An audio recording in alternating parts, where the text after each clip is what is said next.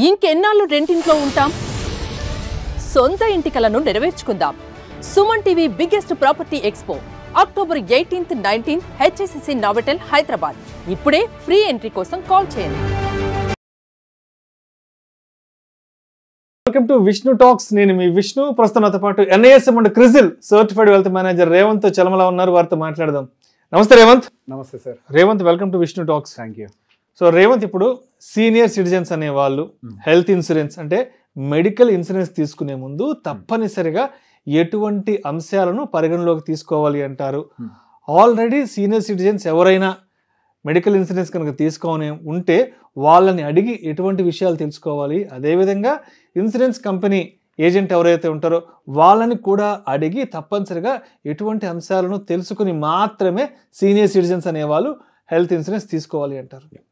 So మన దేశంలో ఉండే ఒక కాంప్లికేటెడ్ డాక్యుమెంట్స్లో హెల్త్ ఇన్సూరెన్స్ డాక్యుమెంట్ అనేది ఒకటి. అందులో చాలా ఇంక్లూజన్స్ ఉంటాయి, ఎక్స్క్లూజన్స్ ఉంటాయి. వయసును బట్టి, పరిస్థితులను బట్టి రకరకాలుగా మారిపోతూ ఉంటాయి. మన ఏజ్ని బట్టి, ఎంట్రీ ఏజ్ని బట్టి ఇన్సూరెన్స్ ప్రీమియం ఉంటుంది. మనకు ఉండేటువంటి ఎగ్జిస్టింగ్ డిసీజెస్ని బట్టి ప్రీమియం మారుతూ ఉంటుంది. సో ఇట్లా రకరకాల కాంపోనెంట్స్ ఉంటాయి. సో ఫస్ట్ ఎప్పుడైనా హెల్త్ ఇన్సూరెన్స్ మనం సెలెక్ట్ చేసుకునేటప్పుడు అది మీరు చెప్పిన సీనియర్ సిటిజన్ కేటగిరీ అంటే మేబీ 55, 60 నుంచి 55-65 యావరేజ్గా అనుకుందాం. సో సహజంగా ఏజ్ గ్రూప్లోకి వచ్చిన తర్వాత వాళ్ళకి షుగరో, బీపీఓ మోస్ట్ కామన్గా ఉండేది, మోస్ట్ కామన్గా ఉండేటువంటి ఒక ఎలిమెంట్. అండ్ దాంతో పాటుగా కొలెస్ట్రాల్ అనేది కూడా ఒక కామన్ ఎలిమెంట్గా చాలా మందిలో కనపడుతుంది, కొలెస్ట్రాల్ ఒక ఆస్పెక్ట్ కూడా. సో దీన్ని నేను కొన్ని ఉదాహరణలతో కూడా ఎక్స్ప్లెయిన్ చేసే ప్రయత్నం చేస్తాను. అంటే నేను నా క్లయింట్స్ దగ్గర చూసినటువంటి, వాళ్ళ దగ్గర నుంచి ఎదుర్కొన్నటువంటి, వాళ్ళు ప్రీవియస్గా తీసుకొని ఎక్కడ వాళ్ళు ఇబ్బంది పడ్డారు. సో ఒక క్లయింట్కి సంబంధించిన ఫాదర్కి ఒక హార్ట్ రిలేటెడ్ సర్జరీ జరగాల్సిన అవసరం ఉంది. దాదాపుగా హెల్త్ ఇన్సూరెన్స్ అది తీసుకొని 3 సంవత్సరాలు 4 సంవత్సరాలు ఆల్రెడీ పూర్తవుతుంది. పూర్తయిపోయిన తర్వాత ఒక చిన్న సర్జరీకి రిక్వైర్మెంట్ ఉందని వెళ్ళినప్పుడు సహజంగా అక్కడ ఉన్నటువంటి డాక్టర్ మీకు ప్రీవియస్గా ఏమైనా సమస్యలు ఉన్నాయని అడిగితే ఆయన బేసిక్గా నాకు 3-4 ఏళ్ళ నుంచి కొంచెం ఇక్కడ ఇబ్బందిగా ఉందండి అని చెప్పేసి చెప్పడం జరిగింది. చెస్ట్లో ఇబ్బందిగా ఉందని మాత్రమే చెప్పారు. సో ఇక్కడ పాయింట్ ఏంటి అని అంటే ఆయనకి ఇంతకుముందు డయాగ్నోస్ అయింది కాదు. రెండోది అది గ్యాస్ట్రిక్ ట్రబుల్ కూడా అయి ఉండే అవకాశాలు కూడా ఉంటాయి. సో బేసిక్గా అక్కడ ఏం జరిగిందంటే ఆ కంపెనీ, ఒక పర్టికులర్ సోయన్సో ఇన్సూరెన్స్ కంపెనీ మీకు 3 ఏళ్ల ముందు నుంచే ఆల్రెడీ మీకు ప్రాబ్లం ఉంది, అది మాకు అంటే ముందు నుంచి మా ఇన్సూరెన్స్ చేయించుకోక ముందు నుంచే ప్రాబ్లం ఉన్నట్టుగా ఉంది. సో బేసిక్గా దానికోసం ఇన్సూరెన్స్ని రిజెక్ట్ చేస్తామని చెప్పారు. సో ఇక్కడ ఫస్ట్ మనం గుర్తుపెట్టుకోవాల్సిన అంశం ఏంటి అని అంటే మీరు సరైన ఇన్సూరెన్స్ అడ్వైజర్ మన ముందు పెట్టుకొని ఉండాలి. హెల్త్ ఇన్సూరెన్స్ తీసుకునేటప్పుడు అక్కడ ఇక్కడ 500-1000 రూపాయలే తేడా వస్తుంది మాక్సిమం. ఒక మంచి అడ్వైజర్ దగ్గర తీసుకున్న దానికి మీరు డైరెక్ట్ కంపెనీ దగ్గర నుంచి దానికి 500-1000 రూపాయలు తేడా వస్తుంది అంతే. సో ఒక మంచి అడ్వైజర్ దగ్గర తీసుకుని ఉంటే ఈ లాజికల్ పాయింట్ వాళ్ళు ఎక్స్ప్లెయిన్ చేసి ఉండేవాళ్ళు. అది could be a gastric trouble లేదా ఒక అన్ఐడెంటిఫైడ్ ప్రాబ్లం అయి ఉండొచ్చు. అండ్ మోర్ 3-4 ఇయర్స్ నుంచి కూడా హార్ట్ స్ట్రోక్స్ వస్తూ పోతూ ఉండవు. సో బేసిక్గా దాన్ని లాజికల్గా బ్రేక్ చేసే అవకాశాలు మనకున్నాయి. సో బేసిక్గా ఫస్ట్ థింగ్ ఏంటి అని అంటే ప్రాపర్గా నాలెడ్జ్, అంటే పూర్తిగా హెల్త్ ఇన్సూరెన్స్కి సంబంధించిన నాలెడ్జ్ ఉన్నటువంటి అడ్వైజర్ని ఐడెంటిఫై చేయడం మొదటి స్టెప్. ఆ తర్వాత మీరు ఆ అడ్వైజర్ దగ్గర ప్రతి ఒక్క విషయాన్ని డిస్క్లోజ్ చేయాల్సిందే. అండ్ మీరు డిస్క్లోజ్ చేసిన విషయాన్ని ఆ అడ్వైజర్ కంపెనీకి కూడా చెప్పాడా లేదా అనేది మీరు ఖచ్చితంగా చెక్ చేయాల్సిన అంశం. సమ్ టైమ్స్ మనకి ముందు తెలియకపోయినా పాలసీ ఇష్యూ అయిపోయిన తర్వాత అయినా సరే మీరు చెప్పిన అంశాలు కంపెనీకి తెలుసా లేదనేది అక్కడ రాసుంటాయి. ప్రీ ఎగ్జిస్టింగ్ డిసీజెస్ అని చెప్పి, అంటే మీకు షుగర్ ఉంటే షుగర్ ఉందని చెప్పాలి, బీపీ ఉంటే బీపీ ఉందని చెప్పాలి. అండ్ దాంతో పాటుగా మీరు ఎంత డోసేజ్ మెడిసిన్ వాడుతున్నారో కూడా వాళ్ళు అడుగుతారు. దాన్ని కూడా ఖచ్చితంగా మెన్షన్ చేయాలి. అంటే షుగర్కి, బీపీకి, ఈ కొలెస్ట్రాల్ వంటి ఏమైనా దీర్ఘకాలిక సమస్యలు ఉంటే ఎంత మెడికేషన్, ఎంత డోస్ తీసుకుంటున్నాం అన్నది కూడా ముందే మనం చెప్పాలి, మెన్షన్ చేయాలి. ఓకే. సో మనం వాడేటువంటి మెడిసిన్, మనకు ఉండేటువంటి సివియారిటీని బేస్ చేసుకొని మనం కట్టిన ప్రీమియంకి అడిషనల్గా లోడింగ్ ఛార్జెస్ అనేవి వేస్తారు. సో ఇక్కడ లోడింగ్ ఛార్జ్ వేసిన తర్వాత మనకి ఇన్స్టాంట్గా ఆ డిసీజెస్ కవరేజ్లో ఉన్నట్టు కాదు. వాటికి వాళ్ళు 2 years 3 years వెయిటింగ్ పీరియడ్ అనేది మళ్ళీ స్పెసిఫై చేస్తారు. లేదు నాకు ఆ 2-3 years వెయిటింగ్ పీరియడ్ కూడా వద్దు అని అంటే మీ అడ్వైజర్ని అడిగినట్లయితే దాన్ని క్లియర్గా దానికోసం చెప్పి ఒక రైడర్ని చెప్తారు. అది 1-2 monthsలోనే అది కంప్లీట్ అయ్యే విధంగా మీకు వెయిటింగ్ పీరియడ్ లేకుండా కావాలి అని అంటే ఆ రైడర్ని మీరు పే చేసుకోవచ్చు. అది డెఫినెట్గా చాలా ఎక్స్పెన్సివ్గా ఉంటుంది. ఆల్మోస్ట్ 50% ఆఫ్ యువర్ ప్రీమియం కూడా ఉండొచ్చు, ఈక్వలెంట్ టు యువర్ ప్రీమియం కూడా ఉండొచ్చు. సో ఒకవేళ వెయిటింగ్ వద్దనుకుంటే మీరు ఆ పని చేయాలి. అండ్ కొలెస్ట్రాల్ రిలేటెడ్ ఇష్యూస్ వచ్చినా కానీ చాలామంది ఏం చెప్తారంటే చాలా చిన్నదిలే, ఏం కాదులే, చెప్పనవసరం లేదని అనుకుంటారు. యాక్చువల్గా ఇన్సూరెన్స్ కంపెనీలు ఇప్పుడు కొలెస్ట్రాల్ని ఒక సపరేట్ ప్రాబ్లంగా ట్రీట్ చేయడం మొదలుపెట్టాయి. ఆ కొలెస్ట్రాల్కి మీరు యూస్ చేసినటువంటి ఒక టాబ్లెట్ ఏ టైప్, అందులో బ్లడ్ థిన్నర్స్ ఉన్నాయా, ఓన్లీ కొలెస్ట్రాల్ టాబ్లెటా, ఇట్లా విడివిడిగా కూడా ఎగ్జామిన్ చేస్తున్నాయి. అండ్ దాంతోపాటుగా మీకు ట్రైగ్లిసరైడ్స్ లెవెల్స్ ఏ లెవెల్లో ఉన్నాయి, మీకు కొలెస్ట్రాల్ ఎంత మొత్తంలో ఉంది, ఎల్డిఎల్ ఎంత ఉంది, టోటల్ కొలెస్ట్రాల్ ఎంత ఉంది, ఇట్లా ప్రతి ఒక్క అంశాన్ని విడివిడిగా పరిగణించే ప్రయత్నం చేస్తున్నాయి ఇన్సూరెన్స్ కంపెనీలు ఇప్పుడు. ఎందుకంటే దానివల్ల ఏమైనా సమస్యలు వస్తాయా అన్నది ఒక దాంతో ఇది చేస్తున్నారు. సో ఖచ్చితంగా ఆ విషయాన్ని కూడా స్పెసిఫిక్గా మెన్షన్ చేయాల్సిందే. సో ఇక్కడ పీఈడి ఎందుకు మెన్షన్ చేయాలి అని అంటే మనం చెప్పకుండా దాచిపెట్టచ్చు కదా అని మనం అనుకుంటాం. సో ఇక్కడ ఒక విషయాన్ని గుర్తుపెట్టుకోండి. మీరు ఒక హాస్పిటల్కి ఒక ఎమర్జెన్సీకి వెళ్ళినప్పుడు డాక్టర్ ఫస్ట్ అడిగే అంశం ఏంటి అని అంటే ఈయన ఏమేమి టాబ్లెట్లు వాడుతున్నారు, ఈయనకి ఎగ్జిస్టింగ్ ఏమేమి సమస్యలు ఉన్నాయి, ప్రీవియస్గా ఆయన ఎలర్జీస్ ఏమైనా ఉన్నాయా, ఆయనకి ఎప్పుడైనా ఫిట్స్ వచ్చాయా, ఇట్లా ప్రతి ఒక్క అంశాన్ని అడుగుతారు. అడిగిన తర్వాత ఆయన మొత్తం మన కేస్ షీట్లో మొత్తం రాసుకుంటాడు. ఆ డాక్యుమెంట్ని ఇన్సూరెన్స్ కంపెనీకి పంపిస్తారు. సో మీరు చెప్పినటువంటి డీటెయిల్స్ డాక్టర్ దగ్గర ఉన్నటువంటి డీటెయిల్స్ మిస్ మ్యాచ్ అయ్యాయి అని అంటే మీ ఇన్సూరెన్స్ ఖచ్చితంగా రిజెక్ట్ అయిపోతుంది. కాబట్టి ఏ ఒక్క చిన్న విషయాన్ని కూడా దాచిపెట్టద్దు. అయితే గీతే మహా అయితే కొంచెం చిన్న అమౌంట్ లోడింగ్ పడుతుంది ఎగ్జిస్టింగ్ ఇష్యూ చెప్పినట్లయితే. సో అట్లా కాకుండా కొంతమందికి ఆల్రెడీ ఎగ్జిస్టింగ్ హార్ట్ డిసీజెస్ కూడా ఉంటాయి. సో ఎగ్జిస్టింగ్ హార్ట్ డిసీజెస్ అంటే 55 అని అంటే కొంతమందికి ఆల్రెడీ చిన్న చిన్న ప్రాబ్లమ్స్ కూడా వచ్చేసి ఉండొచ్చు. హార్ట్ రిలేటెడ్ చిన్నవి కూడా యాంగ్జైటీ హార్ట్ రిలేటెడ్ ఇష్యూస్ ఉండొచ్చు.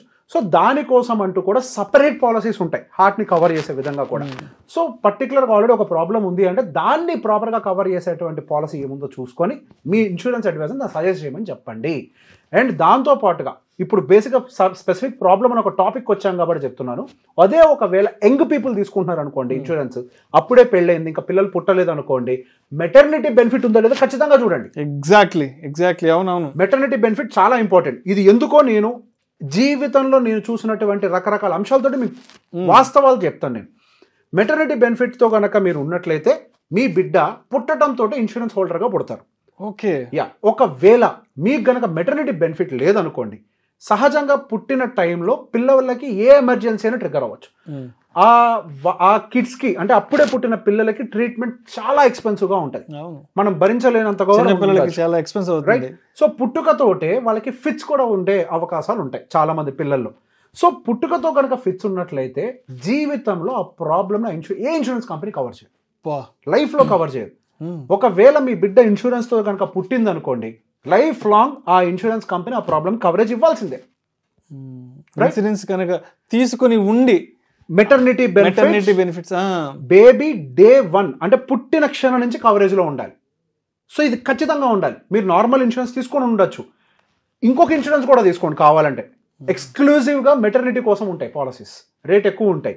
ఎక్స్క్లూజివ్గా తీసుకోవాలి. రేట్ ఎక్కువ అని కనుక మనం ఆగితే మాత్రం నేను చూశాను కొంతమంది లైఫ్లో, నేను రకరకాల లైఫ్స్లో కూడా నేను పిల్లలు 2 నెలల్లో హాస్పిటలైజ్ అయితే మెటర్నిటీ బెనిఫిట్ ఉంటే బెనిఫిట్ అయిన వాళ్ళని చూశాను. మెటర్నిటీ బెనిఫిట్ లేకపోవటం వల్ల ఆ పిల్లలకు ఉండేటువంటి existing illness life long cover చేయము అని చెప్పిన కంపెనీలు కూడా చూసాను. అంటే కొన్ని కాస్ట్ ఉన్నాయంటే దాని దగ్గర స్టాండర్డ్స్ ఉంటాయి వాళ్ళ దగ్గర. కంపెనీ వాళ్ళు మనం జీవితంలో బార్గెన్ చేయకూడని ఒక ప్రోడక్ట్ ఏంటి అని అంటే ఇన్సూరెన్స్. ఎట్టి పరిస్థితుల్లో బార్గెన్ చేయొద్దు, ఎట్టి పరిస్థితుల్లో ఒక మంచి నాలెడ్జబుల్ అడ్వైజర్ దగ్గర తీసుకోవాల్సిన అంశాలు. అండ్ దాంతోపాటుగా కొన్ని మనకి క్రిటికల్ ఇల్నెస్లు కానీ కొన్ని ఏంటంటే ఖచ్చితమైన వెయిటింగ్ పీరియడ్ ఇస్తారు. నీ రీప్లేస్మెంట్ లాంటివి కొన్ని ఉంటాయి అనమాట, వాటికి ఖచ్చితమైన వెయిటింగ్ పీరియడ్ ఉంటుంది. సో వాటికి సంబంధించి ఆ పాలసీలు అవన్నీ కూడా క్లియర్గా ఉన్నాయా లేదా, ఎంతకాలం వెయిటింగ్ పీరియడ్ వాళ్ళు ఇస్తున్నారు, దాన్ని తగ్గించుకునే అవకాశాలు ఏమైనా ఉన్నాయా. సహజంగా వయసు పెరిగే కొద్ది ఇట్లాంటివన్నీ వస్తూ ఉంటాయి. అండ్ దాంతోపాటుగా ఏజ్ రిలేటెడ్ ఇష్యూస్ ఉంటాయి, కొన్ని బ్రెయిన్ న్యూరో కొన్ని ఇష్యూస్ అసలు వాళ్ళు ఇంక్లూడ్ చేయరు. మీరు ముందు నుంచే ఇన్సూరెన్స్ హోల్డర్ అనుకోండి ఇంక్లూడ్ చేస్తారు. అట్లా కాకుండా ఏజ్ మొత్తం పెరిగిన తర్వాత తీసుకుంటాం అనుకోండి, సహజంగా కొన్ని ఎక్స్క్లూజన్స్ అనేవి వాటిలో వస్తాయి. అల్జీమర్ అనేది అంటారు పెద్దవాళ్ళు, ఇట్లాంటివన్నీ ఇంక్లూడ్ చేయరనమాట సహజంగా ఏజ్ పెరిగిన తర్వాత తీసుకుంటే. సో బేసిక్ వీటన్నిటిని పరిగణలోకి తీసుకోవాలి. సో హెల్త్ ఇన్సూరెన్స్ యంగ్ జనరేషన్తో కంపేర్ చేస్తే పెద్దవాళ్ళకి ఎక్కువ అవసరం, చాలా ఎక్కువ అవసరం.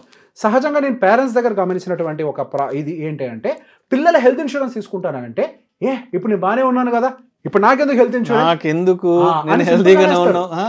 అని అనేస్తారు. నేను నా దగ్గరకు వచ్చినటువంటి వాళ్ళకి అంటే మన జనరేషన్ వాళ్ళకి చెప్తూ ఉంటాను, వాళ్ళు ఇప్పుడు బాగానే అంటారండి, ఇప్పుడు యాక్సిడెంట్ అనేది అనుకోకుండా క్షణంలో జరిగిపోద్ది, హెల్త్ కూడా అట్లాంటిదే అండి. ఒక్కసారి అట్లా జరిగింది అనుకోండి మీ పరిస్థితి ఏంటి? వాళ్ళు బెడ్ మీద ఉంటారు, వాళ్ళకి ఏమీ తెలియదు ఏం జరుగుతుందో కూడా. అసలు యాక్చువల్ ప్రాబ్లం ఫేస్ చేసేది ఎవరు అని అంటే అటెండర్ లైఫ్లో. సో మీరు ముందు ప్రిపేర్డ్గా ఉండాలి. వాళ్ళకి హెల్త్ ఇన్సూరెన్స్ ఖచ్చితంగా ఉండాలి. ఇప్పుడున్న జనరేషన్లో ట్రీట్మెంట్స్ అనేవి చాలా ఎక్స్పెన్సివ్. వాళ్ళ తరంలో చూసినటువంటి ట్రీట్మెంట్స్ వేరు, ఇప్పుడున్నటువంటి ట్రీట్మెంట్స్ వేరు. ఇవి చాలా ఎక్స్పెన్సివ్గా ఉంటాయి. రోజుకి 2 లక్షల రూపాయలు కూడా ఛార్జ్ అవుతూ ఉంటుంది. I have seen so many examples with in 5 days 10 లక్షలు 15 లక్షలు ఖర్చు అయినటువంటి సందర్భాలు కూడా ఎన్నో ఉన్నాయి. కాబట్టి ఖచ్చితంగా ఇన్సూరెన్స్ మీరు పేరెంట్స్కి మీరైనా తీసుకోవాలి. అంటే మన జనరేషన్ వాళ్ళని తీసుకొని పెట్టి ఉండాలి. మీరు ఖచ్చితంగా జరగాలి. సో ఇవన్నీ కూడా స్టెప్ బై స్టెప్ ఖచ్చితంగా ప్రతి ఒక్క అంశాన్ని అడిగి తెలుసుకొని చేసుకోండి. దీంట్లో మన ఏ ఒక్క పాయింట్ని నెగ్లెక్ట్ చేసినా, అంటే ఇందులో ఓవర్లుక్ పనికిరాదు. సహజంగా మన తెలుగు వాళ్ళకు ఉంటుంది, ఏమైతే లేదు దట్స్ ఓకే అని. కుదరదు. దట్స్ ఓకే అనేది లేదు. It's not at all okay. ప్రతి చిన్న అంశాన్ని మీరు కంపెనీకి తెలియజేయాల్సిందే. ఒకవేళ మీరు ఇన్సూరెన్స్ తీసుకున్నాక మీకు తెలియలేదు, మీలో ఏదైనా ప్రాబ్లం ఉంది, అది మీకు తెలియలేదు అనుకోండి, కొన్ని కంపెనీలు ఏం చేస్తాయనంటే ఆ ప్రాబ్లం మీకు ముందు నుంచే ఉంది అని చెప్పేసి రిజెక్ట్ చేసే ప్రయత్నం చేస్తాయి. సో ఇక్కడ మనకి తెలియకపోవటం వల్ల మనం అది మెన్షన్ చేయకపోతే ఎటువంటి సమస్య లేదు. అది ఆ ప్రాబ్లమ్ని మీకు IRDA స్ట్రైట్ అవే సాల్వ్ చేస్తుంది. Talk to your advisor. మీకు IRDA గచ్చిబౌలి ఆఫీస్ ఉంటుంది, అక్కడికి వెళ్ళి కంప్లైంట్ చేస్తే మీరు వాళ్ళ మీ ప్రాబ్లం మొత్తాన్ని కూడా సాల్వ్ చేస్తారు. అండ్ దాంతోపాటు ఇంకొక ఇంపార్టెంట్ పాయింట్, అన్లిమిటెడ్ టైమ్స్ అది రీస్టోర్ అవ్వాలి. సహజంగా ఏం చేస్తారంటే తక్కువ రేటుకి వస్తుందని చెప్పేసి సింగిల్ యూజ్ తీసుకుంటారు. అట్లాంటిది పొరపాటును కూడా చేయొద్దు. అన్లిమిటెడ్ టైమ్స్ రీస్టోర్ అవ్వాలి. ఒకటే సంవత్సరంలో, ఒకసారి వాడతాము, కుదరదు. కొన్ని పాలసీస్ ఎలా ఉంటాయనంటే నెక్స్ట్ ఇయర్ డబ్బులు కూడా ఇయర్ వాడుకోవచ్చు అని చెప్తాయి. మరి నెక్స్ట్ ఇయర్ ఏం చేయాలి? సో అన్లిమిటెడ్ టైమ్స్ రీస్టోర్ అంటే అడ్మిషన్ నుంచి డిశ్చార్జ్ అయ్యేదాకా ఒక బిల్ అనమాట. మనం అనుకోని పరిస్థితుల్లో మళ్ళీ 3 నెలలకు మళ్ళీ అడ్మిట్ అయ్యామనుకోండి, మళ్ళీ రీస్టోర్ అవ్వాలి అది. సో ఇవన్నీ కూడా చాలా important. So unlimited time restore ఇవన్నీ కూడా జాగ్రత్తగా చూసుకుంటూ ఎటువంటి పరిస్థితుల్లో అయినా సరే అన్నెసరీ ఇక్కడ బార్గెన్ చేయకండి. Go to your advisor, sick, talk to them, explain everything, ask him to suggest good policy. Thank you so much Revanth. Most welcome.